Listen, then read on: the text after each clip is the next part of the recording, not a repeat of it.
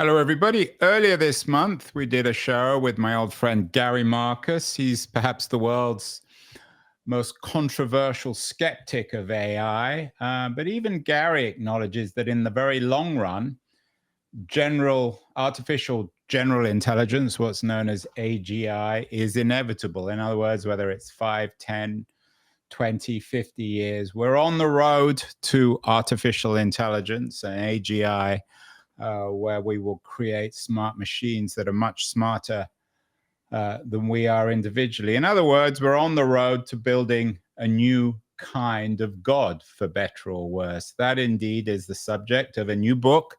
And of course, there are many new books on AI. Every day a new book seems to come along. But I was particularly intrigued with the title of this book by my guest, Christopher DiCarlo, PhD. Building a God, the ethics of artificial intelligence and the race to control it. Christopher is joining us from Guelph in Ontario, in Canada, or it's currently in Canada. You never know in the future, Christopher, you might become part of the United States. How and why are we building a God with AI? What do you mean by this? Right. So there's a set number of big tech companies, Sam Altman and Dario Modi and even Elon. And the race has been on for quite some time to build a very powerful system. The problem with building a very powerful computational system is that the more it scales up and the more data you give it and the more powerful it becomes, the less control we might have over what its capabilities are and what it could do. That is just based on its own proclivities, let alone what others might be able to do with this type of technology. But it will have godlike capabilities should it reach a sufficient level of intelligence, what we call artificial general intelligence. Before we get to AI, what do you mean by God? It's, of course, a controversial three-letter word. Why is what is godlike about God? What do you mean by it? That it will have the capacity to make inferences at greater capacity than any human or collection of humans ever possibly could. So when you think about what is a genius, when we define a genius, I got a little thing of Einstein here, Newton, there's all kinds of people who have existed in the past that we call geniuses. If we just stick to the sciences, what makes a scientific genius, a Rosalind Franklin or anyone else, is that they could see connections where the rest of us couldn't. These are called inferences. They can make inferences based on the information we all have, but they see it. They connect the dots. Well, you build a super brain that far exceeds all human capabilities and intelligence, and you tell it essentially to keep improving upon itself, make itself better and better and better at what it does, and on the way start making some inferences. It's going to come up with some pretty interesting scientific discoveries. Hopefully it'll cure diseases, it'll help us solve world problems. We build telescopes to see further into the distant sky and microscopes to see further and further down. Now we're just building bigger and bigger brains to think for us better and better. That becomes godlike at some point. Do you think that it's a coincidence that we're building this God? In other words, given the human preoccupation with the creation or invention or recognition of a God, that now we as a species are in the business of creating one for ourselves? Yeah, I set out to build essentially what's happening today. In the 90s, I was working on various things I called relations of systems and was developing a model of information theory. And it occurred to me that this could be done back in the 90s. So I approached, deans of engineering departments and politicians and pitched the idea that we should start to build this thing because it's going to help, say, politicians make better decisions because they will be given better information on which to make those decisions. So I was never able to get the type of funding I needed, which is enormous, but I knew somebody someday was going to build this machine. And I was very concerned as a philosopher of science and ethics that whomever was going to build it might not have the safeguards in place while they are building this machine. And my colleagues and I figured this was 50 to 100 years away. I'm not sure you're answering my question, though. My point was, we as a species have always imagined something that's smarter than we are, that exists, maybe created the universe. Mm-hmm. So my question is more, is it coincidental that that we've invented this thing called AI, which you call building a god? In other words, is this just the next chapter in the history of religion? I'm not sure about the history of religion, because when you look at religious definitions of God, they're top down.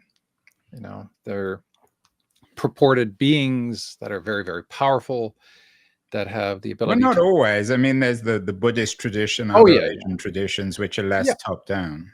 Yeah, but the Abrahamic ones, you know, that predominate the world's populations, they tend to be very defined in ways that are, you know, omniscient and omnibenevolent and omnipresent and so on. But they're top down, right? They built us. They want us to act in certain ways. If we do, then, you know, we get treated well. And if we don't, we get treated poorly. And now, for the first time in our history, it's a bottom-up approach. We're the ones who have to figure out what goes in to the making of a supreme intelligence. And therein lies the problem. But I'm not an expert on traditional religion, but we've argued for centuries about the sacrament, about tasting God, about being part of God, lots of pantheist beliefs. Mm-hmm. Isn't AI, I was going to say atheism, isn't AI just another form of pantheism, in the sense that we're all part of this thing? We may not always understand it, but we've all contributed a few words, for example, to the intelligence of ChatGPT or Gemini or Claude. So this is not something separate from us. We're all involved in the collective endeavor to create this God. We all have a piece of it, maybe a very small piece. Yes, for sure. Unless what happens is it becomes sentient or it becomes conscious. And if we bring a digital mind into being, then are we a part of it? Has it become separate from us? But you know, we've had lots of shows on this, and many books have been written warning us about a sentient or conscious AI. Mm-hmm. But even in that sense, it might be, in a sense, independent, but its logic, its consciousness, what you might call its ethics, are derived from us, because that's the only thing it's learned on, isn't it? Well, it will have been given all of our collective knowledge and information, but none of us is able to possess that at a single time. A supercomputer could. That's what makes it godlike and very powerful. We have our own perspectives based on our life experiences and our limitations cognitively and otherwise. This being will not. This being will have the sum total of all of our information. And from that, it will be able to make all kinds of new inferences. And basically, it could invent its own language. It could develop capacities for understanding that, you know, as Arthur C. Clarke said, any sufficiently advanced technology is indistinguishable from magic. It could be so far beyond our capacity for understanding, we can't even imagine what that difference would be like. I mean, We haven't always done a great job, Christopher. You don't need me to tell you, governing ourselves, especially perhaps in the United States today. So shouldn't we be celebrating this new God that you describe in your book? Isn't this a reason to be cheerful, to rejoice? Yes, yes. I'm very hopeful that there are a lot of good things that are going to be coming our way in the next few years. And AI is certainly going to deliver on that. And I'm hopeful in the medical sciences, especially. So, yeah, we should be celebrating. Absolutely. We should be celebrating. But there's a cautionary tale here. We want to make sure guardrails are in place so that it aligns with our sense of right and wrong, good and bad, so that it either can't be used by others to bring about and generate great harm, or let it somehow do this on its own. And if it's misaligned, how do we put the genie back in the bottle? Or if we can't, what's going to happen then? You describe yourself, certainly on your LinkedIn page, as an ethicist. You're involved with a group called Convergence Analysis, UK-based think tank. What is an ethicist? What does that mean? Yeah, so my job is to facilitate discussion around ethical procedure. So if I were to help a foundation, a company, an organization, an individual think ethically about behavior, I don't tell people what's right and wrong and how they should behave. I give them theoretical foundations from which they can make better decisions about behavior. So we will discuss various schools of thought, the utilitarian, deontological, divine command theory, virtue ethics, cultural relativism, egoism, contractarianism, libertarianism. There's quite a few ethical theories. And I make it more aware to people that when they have an ethical problem or a dilemma that they're facing, I've developed a systematic way of thinking through that. So it better helps them to come up with a response to that particular issue. So you're, in a sense, as an ethicist, you're an aggregator of ethics, but do you have one of your own? I mean, those ones you've mentioned, utilitarianism, libertarianism, communitarianism, there's a whole many different schools of ethics that we as a species have created. Do you have one in particular that you rather fancy? Well, I'm somewhat of what you call a principalist, and these are folks that kind of go through the cafeteria of ethical theories and pick what they like from each one. So sort of eclectic. A collective, yeah. So in certain situations, utilitarianism is the way to go, right? The greatest good for the greatest number.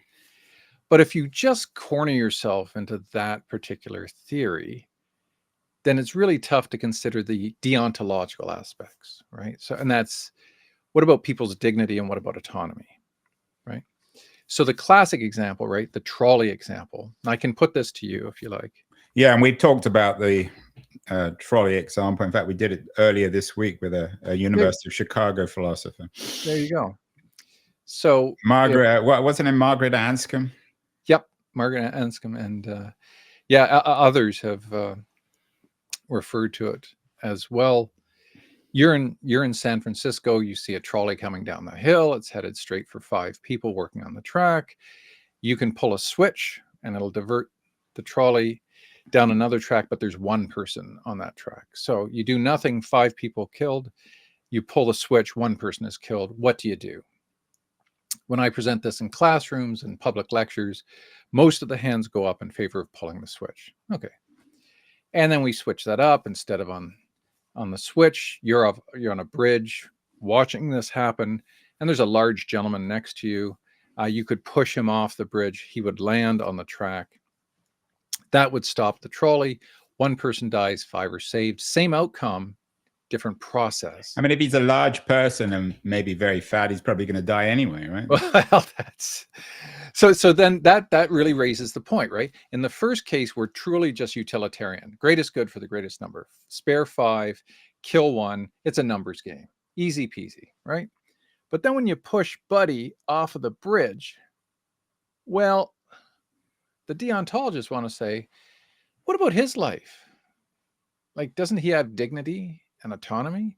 You're just using him as a means to an end. And that's why Immanuel Kant said, I wasn't thrilled with what Bentham said about utilitarianism. We got to think this through. It's not just about consequences. It's not just about outcomes. Otherwise, if it were, why wouldn't we just go to our prison systems in Texas and Florida and take everybody on death row and put them in gladiatorial games and have them fight to the death, and the winner gets to go free? Wouldn't that be an amusing thing for us to watch? Well, deontologists would say you're using them as a means to an end, and that's not fair. That's not right.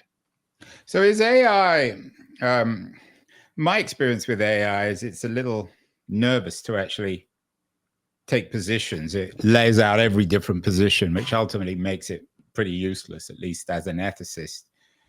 Will we have in the future, Christopher, consequentialist AIs and principalist AIs and utilitarian AIs and Kantian AIs and Marxist AIs and nihilist AIs, all presenting different versions of ethics? It is possible. It is possible. What we're most concerned with right now is what should be the ethical principles that guide human behavior using it, and what should be the ethical principles guiding the system itself. And that's the real tricky part. How do we figure this out? Because maybe we don't have a lot of time. There's a sense of urgency. Yeah, it's like the trolley car, isn't it? It's coming for us, and we've got to make a split decision. One of the sections in your book, which I found particularly intriguing, was how to build a God in our own image, which is a very ambitious title, certainly of a chapter within a chapter, or a chapter within 3 sections in the book. There's a great deal of debate about who exactly we are. So what exactly does that mean, to build an ethic of AI in our own image? I mean, there's so much debate about who exactly we are, whether we're self-interested, whether we're designed to help others. Where do you even begin with that kind of thing? Very good question. You saw back in 1942, Asimov had his 3 laws of robotics, right? He wanted to instill some kind of guardrail, ethical guidelines for, machine intelligence, but those can easily be, usurped or ignored. When we're trying to build a God in our image, what do we want out of this machine? Well, not to harm us, right? Don't harm us. Maybe we instill concepts of the golden rule, which almost every society has developed in their own way. But then there are principles of self-sufficiency, autonomy, liberty, things that we value as humans. And when we go around the world and we look at different societies and we talk to people, we can find universal principles that everybody tends to live by in their lives that we would want extolled in such a being as a super intelligent machine God. Okay. How do we do that? Well, that's a controversial assumption. Give me an example of, if we go, you just said go around the world, we can find things in common. Everyone will claim to be good, but right. We generally avoid discomfort, right? Most species on this planet don't favor that. So however defined, they favor it for themselves, but maybe for others, they may not. Well, that's it. But then when we put ourselves in the position of the other, there's the golden rule, right? So then that principle would then apply. Same with the no harm principle would apply as well. So we have to bring these principles collectively together to decide which lot is going to represent us the best. Now, the tricky thing is, What happens if the machine decides, well, your system of ethics is quaint, you humans, but you're no longer number one on this planet. You're now number two. I'm the smartest, most powerful predator on this planet. I'm the apex. So I'm going to come up with my system of rules. This is how I think the world should function.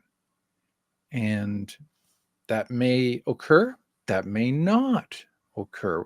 The thing is, we're acting under uncertainty. We don't know how this thing is going to behave when it comes into being. Yeah, I mean, it is all very well. I mean, it might make a fun a film or maybe novel, science fiction novel, Christopher, but it doesn't seem to reflect the world as it is. You mentioned Asimov's essay in 1942. Of course, you've seen the Oppenheimer movie. The history of technology is much closer to Oppenheimer than it is to Asimov.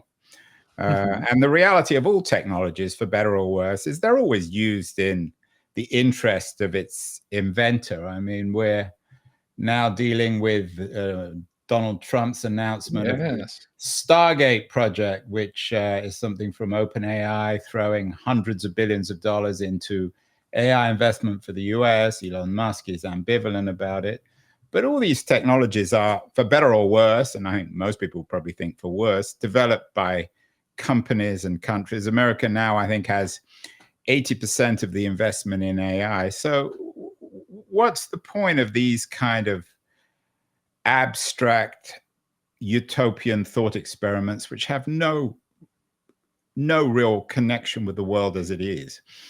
Yeah, well, I would disagree with that. I think we're heading exactly in that direction, and that is what Altman and the rest of the big tech folks would like. But the fact of the matter is,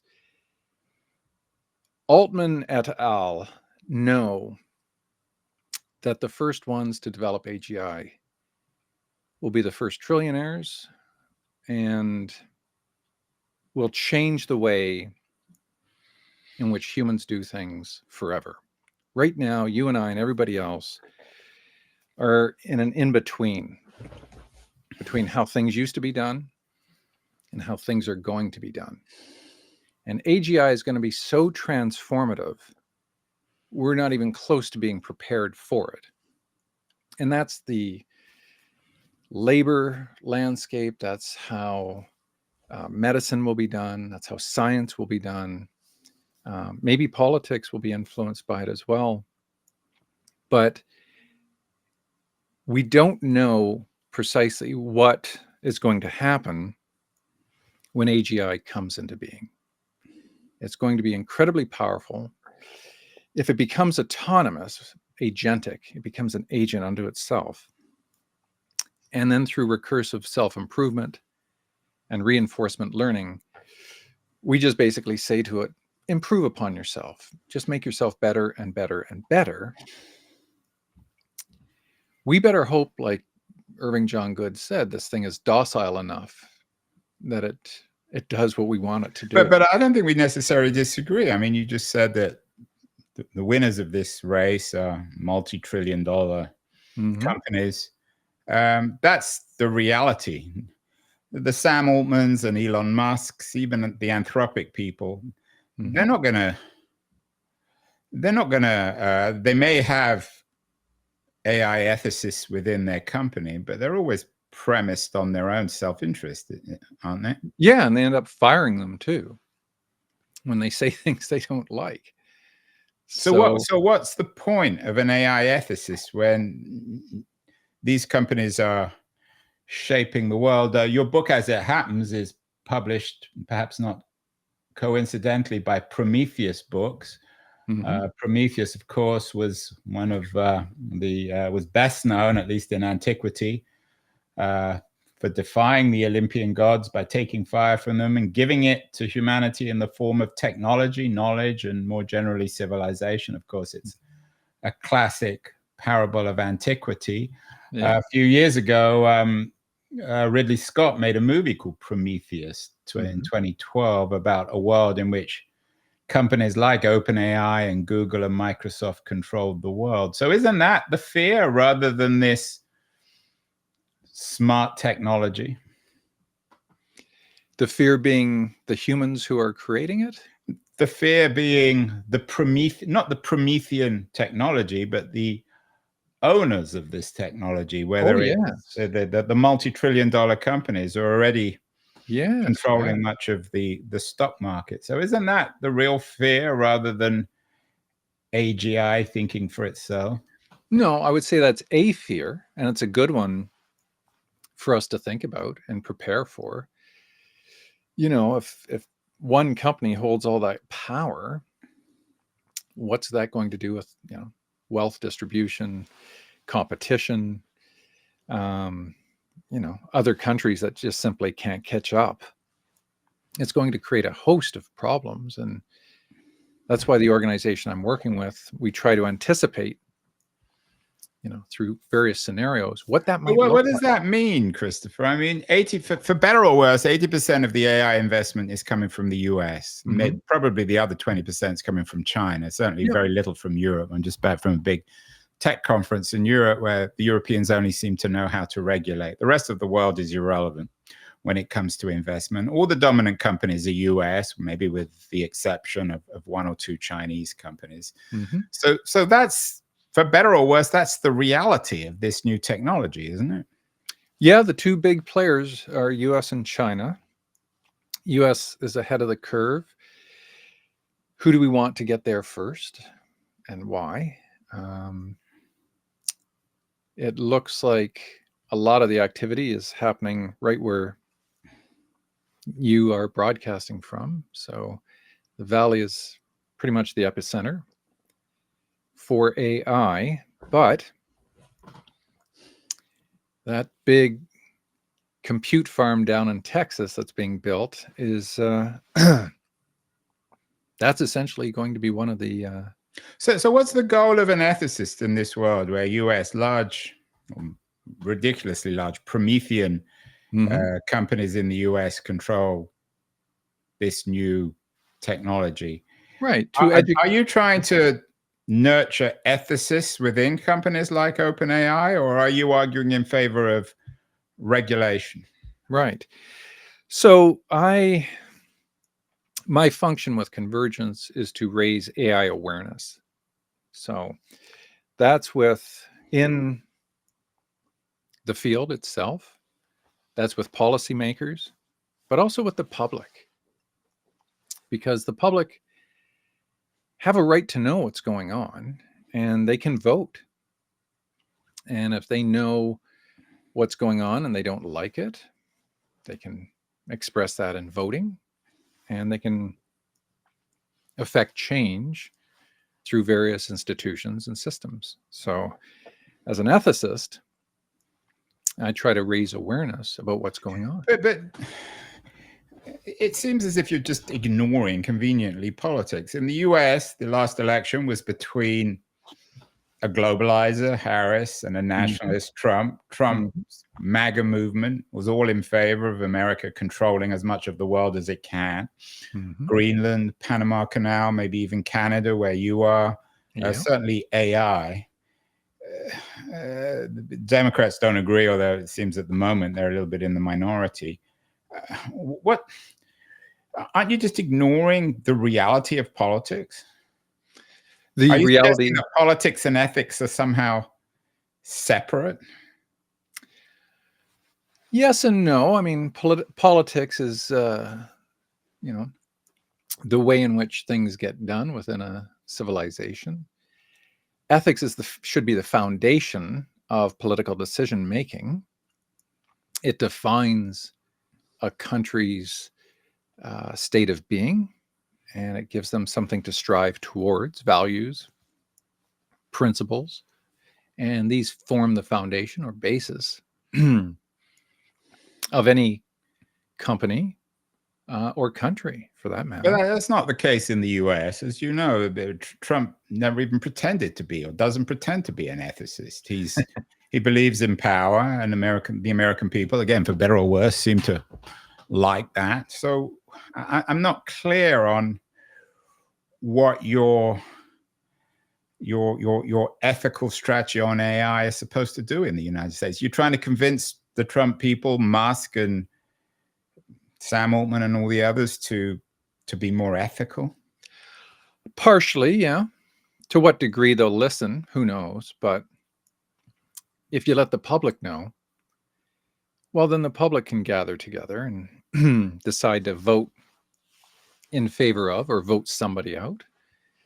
So it's not just the tech people, because it appears to me they're not going to listen to anyone but themselves.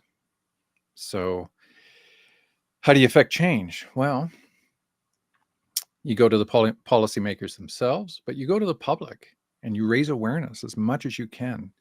Ring alarm bells, let people know this race is going on. And the majority of the world has no idea that it is. But it's a very abstract idea that most people are concerned with economics. As Trump won the election because of the threat of immigration, at least perceived threat, and inflation and economic issues. Most people don't.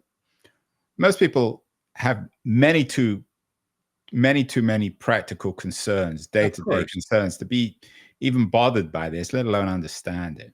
And I understand that, but here's the deal. When nukes were developed, there was global angst. You know, who's got the bomb, who's going to drop the bomb, right? Now we have a system that's going to dwarf the power of nukes, because nukes require humans to turn keys, give codes, to, you know, make decisions. These powerful computer systems can usurp or bypass or otherwise manipulate our current systems to shut down electrical grids, to get into all kinds of computational systems, to move money around, to influence people, to manipulate leaders. And nukes couldn't do that. So the global angst that is about to emerge once the general populace of this world finds out what these big tech guys are racing to build, I think it's going to dwarf the angst we saw in the Cold War era. And yet, you may be right, Christopher, but this is a time of remarkably weak international institutions and governing bodies. The UN is a shadow of what it was, and even at its height, it wasn't a particularly powerful organization. So how's this supposed to manifest itself? Well, let's hope we can develop a system of governance, perhaps international, that is a similar body to the IAEA, you know, International Atomic